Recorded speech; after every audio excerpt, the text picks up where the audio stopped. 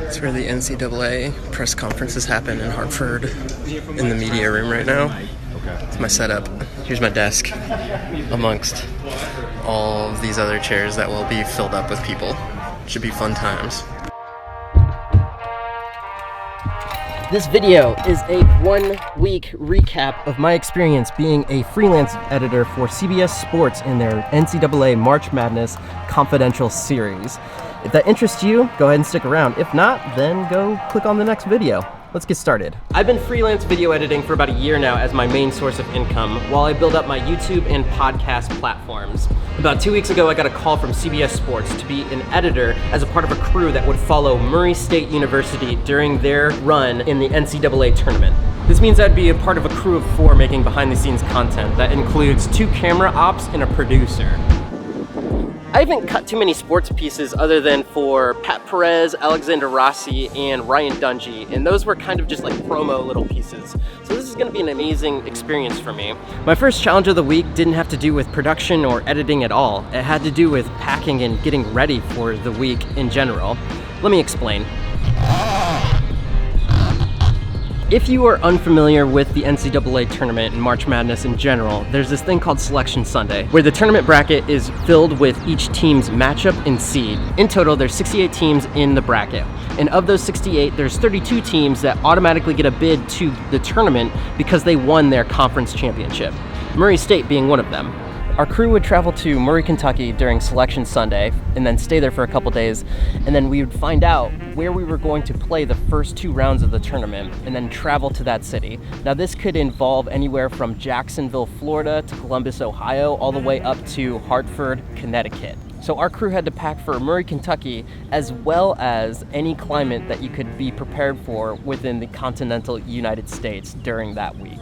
I have got like a mix between long sleeve shirts and t-shirts and other things of that nature, and I also got like shoes that would have been okay in snow, and then shoes that are, I guess you just choose shoes that are okay in snow. Now I didn't realize it, but Selection Sunday is a pretty big deal. Murray State was on spring break, but they still had a huge crowd there filling up their whole arena just to see what seed they would get and who they were going to play in round 1 of March Madness. It was at this point that I had to edit my first piece and get it out that night. My computer was set up behind the stage and I had my headphones on while the crowd was roaring. It was a pretty cool experience. We also learned that we were going to be playing Marquette in Hartford, Connecticut. So we're going to Hartford. 2 points I want to bring up for any of the editors watching this. And the first one is, this is the first time I've ever dealt with or mixed in 5.1 surround sound. Luckily, I was given a Premiere template that was labeled clearly where I should put my VO, NATs, sound effects, and music. The second biggest thing that I learned during that process was how they archive all of their material, and it has to do with this thing called an FLD, and from what I understand, it stands for field. So among exporting formats like .mxf, a .omf, and splits for your audio, you had to export all of these FLDs, which really just means taking all of the cards that you get from your camera operator. Whoa, birds. Do you see that bird? That's a legit noise.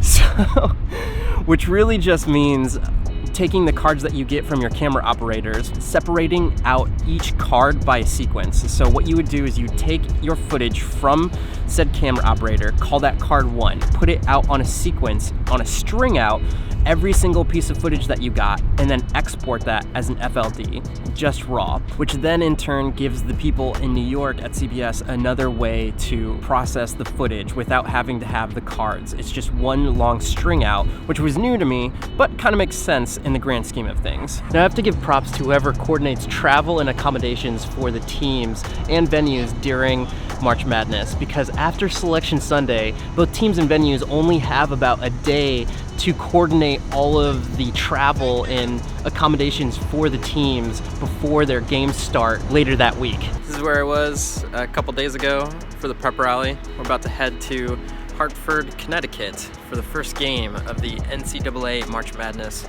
tournament. Don't know why I'm going like this. Well, I guess you can see the sun. Anyhow, should be fun times. We drove 2 hours to an airport in Evansville to take a private, I guess, kind of charter plane all the way to Hartford. During this time, we also had to transport all of our gear, lights, and thousands of dollars worth of camera equipment. And I have not mentioned it yet, but I've been hauling around a rented iMac this whole time, which makes for some complex arrangements, but anybody that's in production will definitely understand. There was also one really big tip that I got from an editor that has been doing this for a while. He told me to bring my own electrical socket thingy that has a whole bunch of different outlets. I'm so happy he told me to do that, because wherever you take your computer, you have all of the outlets to power all of the different things that you need. So I'm running 2 different G drives, and those G drives require power along with my computer, and sometimes the card readers from different cameras require power as well. P.S. Why is this still a thing? These kind of power outlets. If I put it right here, that takes up 3 of my spaces as opposed to just 1. There. Now I put it at the bottom, but now it's taking up 2, because if I take this one and put it here, now it's like at an angle, and I don't want that. Nobody wants that life. So it takes up 2. Engineers who make this stuff, why was that ever even conceived? Just stop making power outlets like that.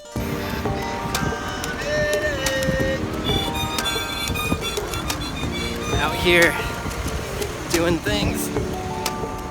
My media pass blowing in the wind for the Murray State game. Let's go, Racers. During the games, I would work in the media room located just off court. And for the remainder of the video, I'm going to break down the logistics of what went into filming our first basketball game and the narrative structure that we came up with in order to make a highlight recap video. Set up this way so I can watch the game while I'm editing. What's awesome is they provide you Ethernet so I can upload straight from here. And we have Racers right there. Should be a fun time. Highlight reels can come in all different styles of edits. Here's what I learned, and a lot of this has to be credited to the amazing cameramen and working under a sports broadcast legend like Joel, our producer, who coincidentally enough also worked for NFL Films. Let's begin with the basic narrative structure of exposition, conflict, rising action, climax, falling action, and resolution. For the exposition, our cameramen are tasked with getting shots that establish the atmosphere of the day. These are shots on the bus traveling into the game, exteriors of the arena, and fans going into the stadium. Under these visuals, I place the audio of the coach's pregame speech to the players. Couple that with epic trailer music and crowd cheering. From the exteriors, we draw the viewer into the building where we see the team warming up and getting ready, eventually revealing the coach on screen addressing the team. This is where having 2 cameramen is important. Cam B was filming the coach, while Cam A gets cutaway shots of all the players. Our producer was also in the locker room holding a mic as close as possible to the coach to get good audio. At this point, I'm waiting outside the locker room to retrieve the SD cards from them to start ingesting footage, as well as export part of the locker room speech and send it to the broadcast if they want it. Now let's get back to the narrative. It's a great idea to get the radio announcer before the game starts to give you a read of all the information you need to establish a story for your piece. In this example, we had him say, "With consensus All-American Ja Morant leading the way, this may be the first Racer team to advance to the Sweet 16. But to do that, they'll have to get past Marquette." At this point, the viewers have had visual context of the atmosphere of the day. They've seen all of the main characters, and we've laid out the conflict with the VO from the announcer and the coach. Now we move on to the rising action, which starts with 2 to 3 highlights of the first half. Now let me break down what I learned here. We have 2 cameramen on the court. Cam A would be on the offensive side with a wireless audio feed from the radio announcer on one channel and a boom in the other, capturing natural sounds, or NATs. This camera would also be shooting at 23.976 frames per second. I know broadcast is at 29.97 FPS, but this was for more doc-style kind of footage. And on the defensive side, we had Cam B capturing the whole game in slow-mo at 60 FPS. Besides filming the action on the court, it is important that the cam ops get enough color coverage, meaning reactions from the bench and fans. These allow me, the editor, to cut away to something in between highlights, and they also give more context to the viewers as to the atmosphere of the space during any given play. When compiling all of this footage in the edit, I was overwhelmed at first. How are we gonna make a piece in half a day if I have to sync and scrub through a whole game's worth of footage just to find the best highlights? And this is where Joel, our producer, blew my mind. He printed out the play-by-play stats of the game and skimmed through the text to find all of the best highlights, like dunks and threes. The camera ops would also pan up to the scoreboard after a big play to give me, the editor, a reference when scrubbing through the footage. And there was one last telltale sign of a significant play, and that's the audio waveforms. People get really loud when big plays happen. There's one last challenge I'll mention that probably comes up in all these kind of highlights, and that's dropping in the announcer's play-by-play call in real time over slow motion footage. Because the action takes twice as long to play out on camera, you have to split up the announcer's VO and fill in the voids with crowd chatter. Moving on in the outline, we build the action even more with the coach's halftime speech leading into the second half highlights. The climax of our piece happens when the announcer says that Murray State wins the game. This is followed by the following action of seeing the crowd and team celebrate. In the resolution, we showcase final remarks from the players and the coach. Thus concludes my overview of how to build an edit for a sporting event, and also my overview of 1 week spent freelance editing for CBS and their March Madness Confidential series. It was a blast, and I'll link the video that I outlined in my description. Consider subscribing and leaving a comment if this video helped you in any way. Also, I'm on Patreon if you want to consider becoming a patron. Until next time, live a life of abundance, and I'll see you guys on the next video.